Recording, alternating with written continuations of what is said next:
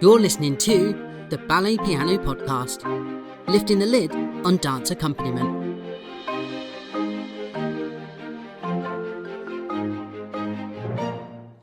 Hey there, podcasters. It's time again for another Ballet Piano Podcast with all the usual suspects. Chris, who brings the banter. Hello. Akiko, who brings the glamour. Hey there. Do I have to be like really creative as well, like you?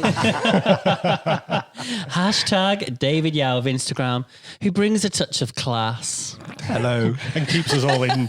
Keeps us in check. Keeps us in check, yeah. And I'm Matt Gregory, the ringleader for today. Hey, hello, Matthew. Now, today's episode is all about Battement Fondu, which comes about halfway through the bar or in the latter half of the bar, just after the latter half of the bar. Is that correct, David? Yes, midway through, yeah.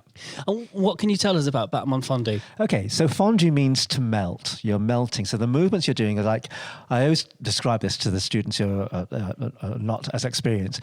Can you imagine hot chocolate sauce melting over ice cream? So it just be dripping down there.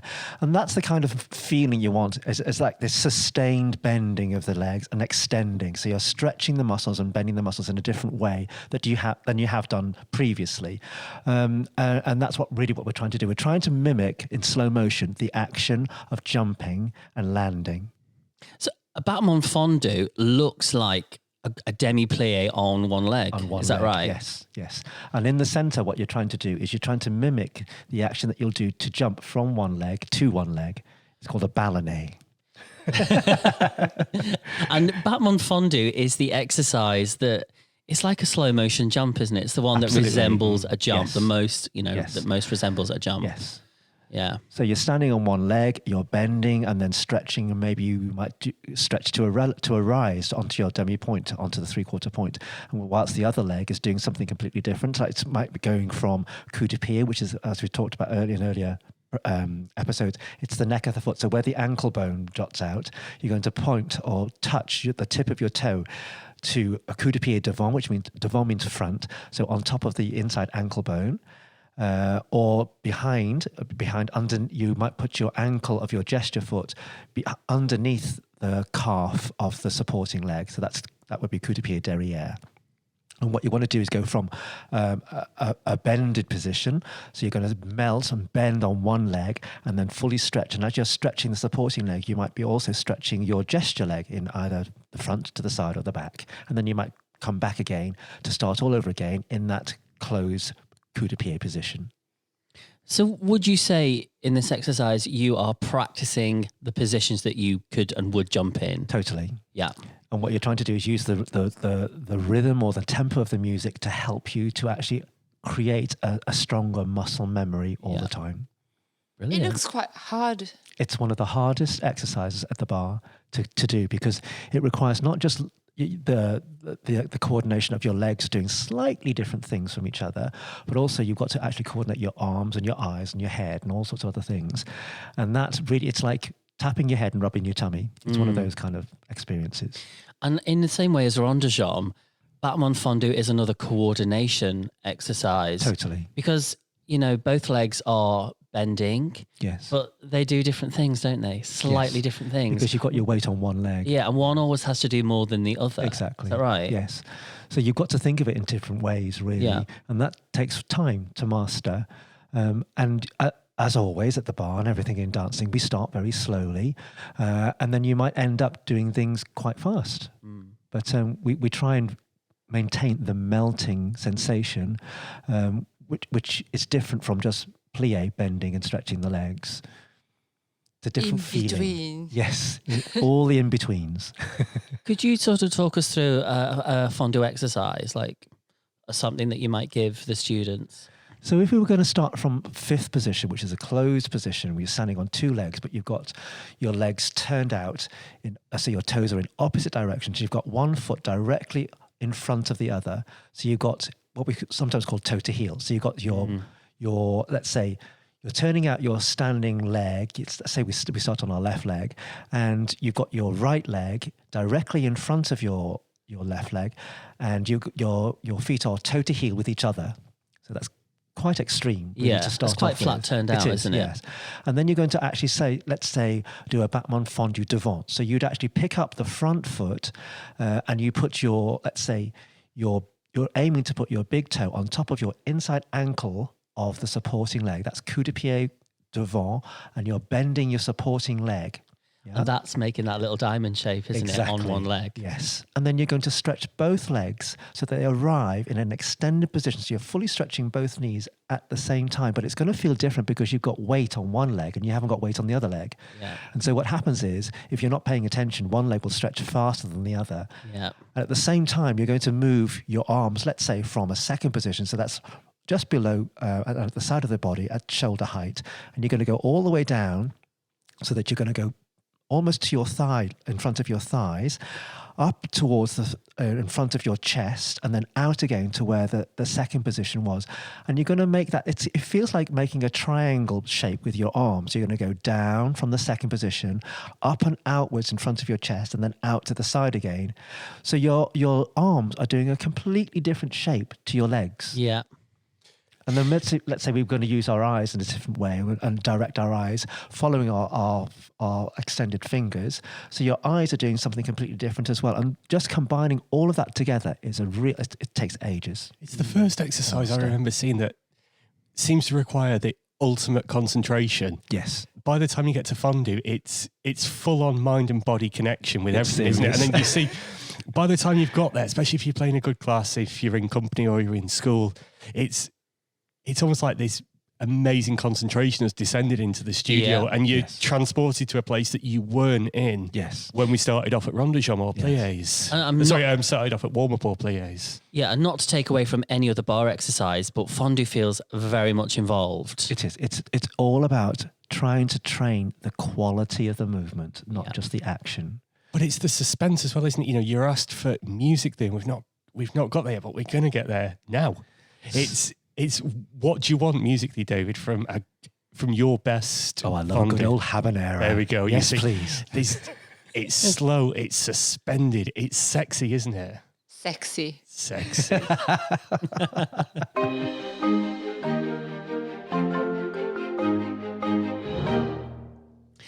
Okay, so we just said it briefly. You know, when you think of the Fondu exercise, you go to your tangos and your habaneras first, isn't it? I think, I don't know. That's one of the go-tos, isn't it? Really, it sounds so different from anything else you played before this. It's the suspense of that very, the most, let's say the most famous habanera in the world. Yum, ba-dum, bum, bum. Yeah, ba-dum. It's this suspense and this release in there and this space. Well, that's the characteristics of a habanera, that bass line. Yeah. And I think we should discuss the difference between a habanera and a tango. Yeah. Good. Because they are different. Yes. And a lot of teachers will ask for a tango when they mean habanera. Yes. Because if you think about, tangos are actually quite bright. Mm. Yeah. You know, A beautiful, gorgeous Argentinian tango. Yeah. It's not a slow melt. It's not got, well, it does have space, but it's not the space that we want for a Fondu. It's a habanera, isn't it, every time? It's got quite a bit of attack to it as well. Yeah. Yeah. And that's what the movement is like. It's suspenseful, but you need a kind of attack to it as well. Somebody told me when I told them this week that we were recording fondus, like, you should see a particular dancer doing a fondu because it's the sexiest thing that they've ever seen. Oh, I mean, I am not going to name drop this person. She's very famous. And this person definitely wasn't you, Matt, was it? No, I'm afraid not. But yeah, I mean, teachers have always said that to me growing up as a dancer as well. You know, fondus are sexy. And it's like you say, David, it's got to have that resistance, that coordination. Both legs have got to get there at the same time. And, the music has to match, the dynamic of the exercise. Yeah. I guess that's why we go to habaneras, really, isn't it? I know it's played by a lot of people, but is it called Por? I'm going to pronounce this completely wrong, but hopefully you know it. Por una cabeza. So the middle section, the main melody. Oh, yes.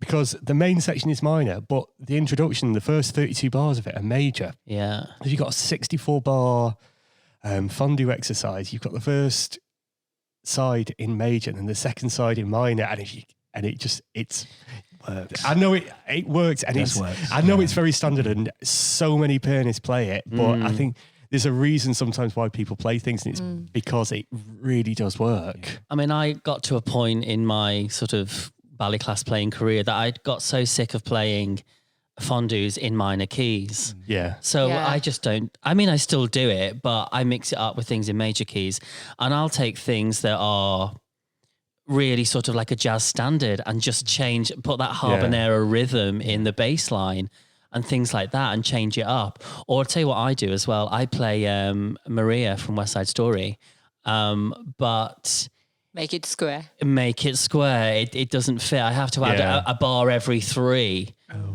because it moves on quicker than you want it to, and you've got to find the 7/8 before the melody then moves on. Yeah. So that's something that I do. What's that And that's in Baccarat major. tune when you get caught between the moon and New York City? Oh yeah. What's it called? I can't think of the title of it. I'm not going to sing it. No, I'm not going to sing it either. Sing it, Chris. No, I can't sing. But whatever that song is called, when you get caught between the moon, really slowly with a habanera rhythm works nicely, and that's a similar thing. It starts in minor and then finishes in major. Yeah. Have you ever been asked to play anything else other than something Latin? Yes. Childish. What? Childish. Shardas. Yeah. Oh yes. That's good. Yeah. I quite like that. Yeah. It's a different, but it's still A quite different sexy. feeling, yeah. Yeah. But they're all very sensual kind of rhythms that you're talking about, and that's the main point. Sensual, really. yeah. Because the exercise is quite sensual, Yes, isn't Yeah. it? It's Yeah. sexy, that's what we say. Just want to say that. It's like when sex first comes into the ballet class. But there's an open class Musically. teacher who can. What? So, nothing. Moving on, continue. There's an open class teacher.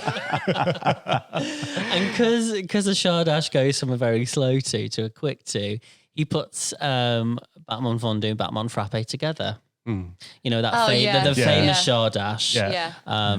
You know. But I had that back end of last year playing for an assessment for somebody, and the guy did the tondus to the slow part and then the glisses and the jetés to the quick part. Oh. Which, again, worked similar. It's a similar sort of tempo change. Yeah.